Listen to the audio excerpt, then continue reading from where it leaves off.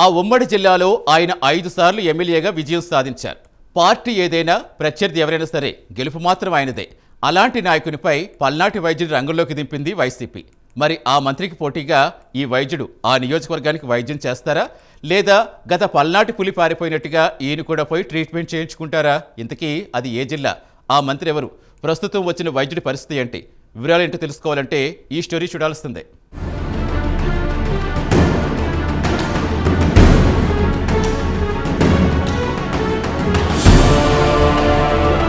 నేడు బాపట్ల జిల్లాలోని నియోజకవర్గాల్లో అద్దంకి ఒకటి. ఇక్కడి రాజకీయాల్లో మంత్రి గొట్టిపాటి రవికుమార్ది ఓ చరిత్రగా చెప్పొచ్చు. ఎందుకంటే పార్టీ ఏదైనా, ప్రత్యర్థి ఎవరైనా విజయం మాత్రం తనదే.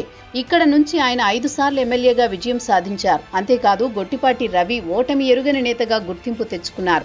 అయితే 2004లో తొలిసారి మార్టూరు నియోజకవర్గం నుంచి కాంగ్రెస్ అభ్యర్థిగా బరిలో దిగి విజయం సాధించారు. అనంతరం నియోజకవర్గ మార్పులో భాగంగా ఆయన 2009లో అద్దంకి నుంచి కాంగ్రెస్ అభ్యర్థిగా గెలుపొందారు.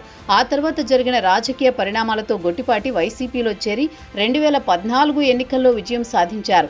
ఆ తర్వాత సైకిల్ పార్టీలో చేరారు. అనంతరం జరిగిన 2019, 2024 ఎన్నికల్లో వరుసగా ఆయన గెలుపొందారు. ప్రస్తుతం కూటమి ప్రభుత్వంలో గొట్టిపాటి రవికుమార్ మంత్రిగా కీ రోల్ పోషిస్తున్నారు.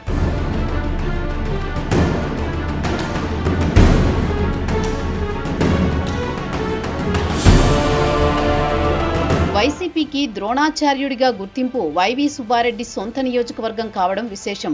ఇక్కడ ఎలాగైనా వైసీపీ జెండాను ఎగురవేయాలని తీవ్ర ప్రయత్నాలు చేశారు. కానీ 2024లో రాజకీయాలకు భిన్నంగా పల్నాడుకు జిల్లాకు చెందిన పులి సింహం అని తనకు తాను చెప్పుకునే హనిమిరెడ్డిని ఎన్నికల బరిలో దింపారు. ఆయనపై టీడీపీ అభ్యర్థి గొట్టిపాటి రవికుమార్ విజయం సాధించారు. దీంతో హనిమిరెడ్డి రాజకీయాల్లో మౌనం వహిస్తూ వస్తున్నారు. దీంతో తమ సమస్యలను ఎవరికి చెప్పుకోవాలో తెలియక పార్టీ కార్యకర్తలు డైలమాలో పడ్డారు. ఇలాంటి క్లిష్ట పరిస్థితుల్లోకి జారిన వైసీపీ దిద్దుబాటు చర్యలు చేపట్టింది.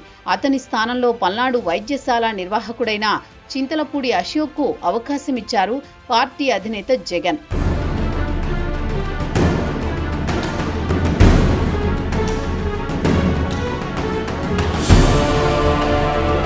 ఇక ఆయన నియోజకవర్గ బాధ్యతలు చేపట్టినప్పటి నుంచి దూకుడుగా వ్యవహరిస్తున్నారు. అయితే బాధ్యతలు తీసుకున్న నాడే ఆయన ప్రసంగిస్తూ వైద్యుడు సౌమ్యుడు అనుకుంటారేమో, ఓ పేషెంట్ ఆరోగ్యం బాగు చేయడానికి 10 సార్లు ఆపరేషన్ చేస్తా, అప్పటికీ తగ్గకపోతే తీసివేస్తా అని వ్యాఖ్యానించడం హాట్ టాపిక్ గా మారింది. ఈ కామెంట్స్ కు కూటమి నేతలు గట్టిగానే కౌంటర్ ఇస్తున్నారు. రోగం ఒక్క టాబ్లెట్ తో తగ్గించాలి, లేదా ఒకసారి మాత్రమే ఆపరేషన్ చేయాలి. నీలా రోగం తగ్గడానికి 10 సార్లు ఆపరేషన్ చేస్తే రోగం తగ్గడం అలా ఉంచితే ఆ రోగి అదృశ్యమయ్యే పరిస్థితి ఉంటుందని సెటైర్లు వేస్తున్నారు. అలాగే ఇలాంటి ప్రసంగాలు తగ్గించుకుంటే మంచిదని స్వీట్ వార్నింగ్లు ఇస్తున్నారట.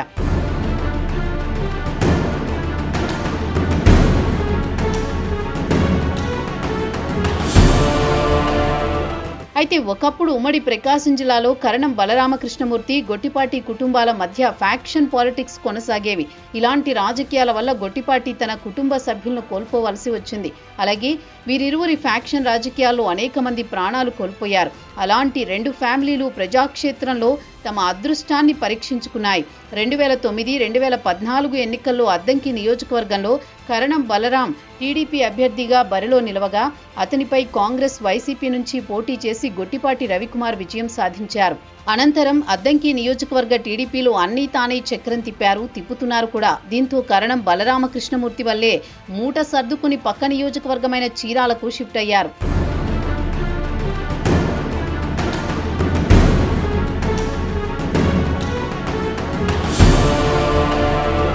అలానే 2024 ఎన్నికల్లో అద్దంకిలో వైసీపీ జెండా ఎగురవేయాలని వైవి సుబ్బారెడ్డి తెగ ట్రై చేశారు. ఇందులో భాగంగా తన బినామీగా ప్రచారంగా ఉన్న హనిమిరెడ్డిని బరిలో నిలిపారు. తాను పల్నాడు పులిని, సింహాన్ని అంటూ గొట్టిపాటి రవిపై అవాకులు చవాకులు పేల్చిన ఆయన మాత్రం సైలెంట్ గా తన పని తాను చేసుకుంటూ వెళ్లారు.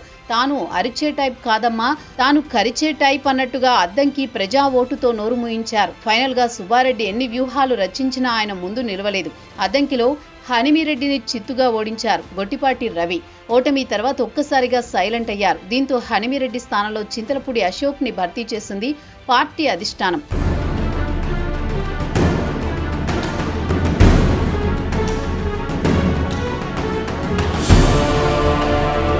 ఇటీవల ఇటీవల చింతలపూడి అశోక్ అద్దంకి నియోజకవర్గ వైసీపీ ఇన్ఛార్జిగా బాధ్యతలు చేపట్టారు. ఈ సందర్భంగా ఆయన మాట్లాడిన మాటలు జిల్లా రాజకీయాలను షేక్ చేస్తున్నాయి.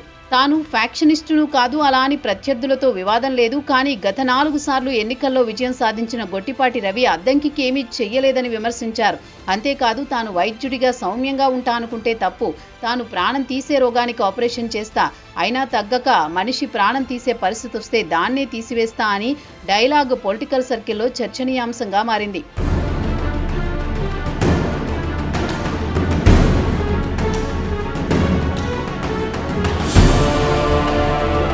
చింతలపూడి అశోక్ వ్యాఖ్యలను తెలుగు తమ్ముళ్లు తెగ ట్రోల్ చేస్తున్నారు. వైద్యుడనేవాడు రోగానికి టాబ్లెట్ ఇవ్వాలి, లేదా ఆపరేషన్ చేసి రోగాన్ని తగ్గించాలి. కానీ 10 సార్లు ఆపరేషన్ చేస్తే ఆ పేషెంట్ బతకడు బ్రదర్ అని సెటైర్లు వేస్తున్నారు. ఈ చిన్న ట్రిక్ ఎలా మర్చిపోయారని ఓ ఆట ఆడుకుంటున్నారు కూటమి నేతలు.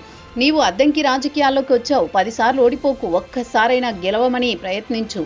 అలాంటి ప్రసంగాలు చేస్తే అద్దంకిలో 2029 ఎన్నికల్లో పోటీ చేసి ఓడిపోయే ఛాన్స్ కూడా ఉండదు. ఇక్కడ ఉంది గొట్టిపాటి తిమింగలం లాంటివాడు అని కామెంట్స్ చేస్తున్నారు. గతంలో పులులు సింహాలు అనుకుంటూ రాజకీయాలు చేసిన వారిని తిమింగలం మింగేస్తే అడ్రస్ లేకుండా పోయారని టీడీపీ కార్యకర్తలు ట్రోల్ చేస్తున్నారు.